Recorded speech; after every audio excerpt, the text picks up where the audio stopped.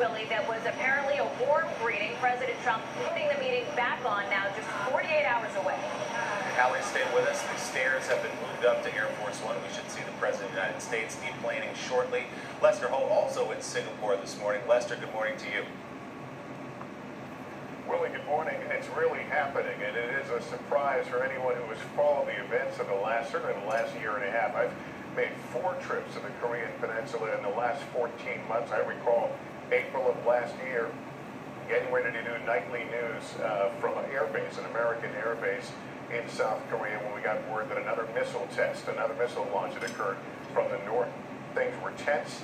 The military there still on a war footing, if you will. Their motto is ready to fight tonight. But they, like the rest of us, watching the diplomatic events overtake the threat of military confrontation. Kim Jong-un on the ground, who's been here several hours. President Trump here now. The president will meet with the prime minister tomorrow in the same way that Kim Jong-un met with the prime minister here shortly after his arrival today. He's got, of course, a large contingent. They're all staying at hotels about a half-mile apart from each other. The negotiations, the summit itself will take place on an island, a part of a tourist island here in Singapore. That's where they'll meet in the morning session. It'll actually be Monday Eastern time, 9 p.m. at night is the time that they will begin meeting. That'll be 9 a.m. on Tuesday morning here. The president not expected to make remarks as he comes down the stairs here, but will again go to his hotel here in downtown Singapore, where, as Hallie mentioned, he will begin to get briefings. He will prepare for that meeting with the prime minister tomorrow from Singapore, and then, of course, prepare for the meeting. There he is. There's the president now coming off of Air Force One. A truly historic moment. Of course, the First Lady not accompanying him on this trip because she is still under doctor's orders after her surgery not to fly.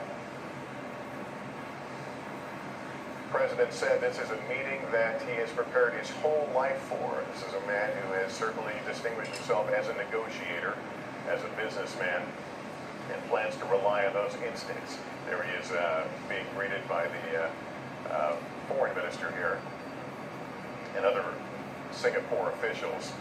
The president has said he'll know in the first minute of his conversations with Kim Jong-un whether this is going to happen, whether they're going to make a connection or not. That was his gut instinct. He has tried to tamp down on expectations of the meeting. At the same time, sometimes can't help himself by dropping little hints that he thinks this is going to go well. He has said that this is one chance for Kim Jong-un to do something good for his people.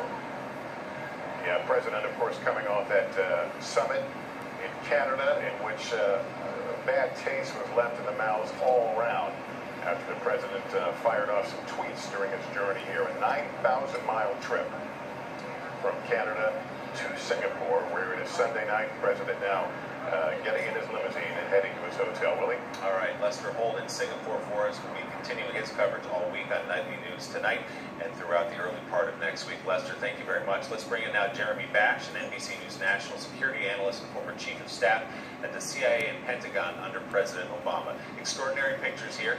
After all the back and forth, after all these months and weeks, on again, off again, the president and Kim Jong-un are in the same place. They're both in Singapore. About 36 hours from now, they will sit down in a room.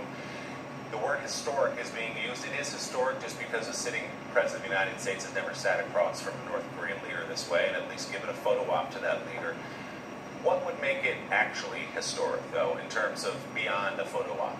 Well, if you put the politics and the pageantry aside, really, what would make it history would be a commitment by the North Koreans to actually remove nuclear weapons, missiles, and chemical and biological weapons from their territory.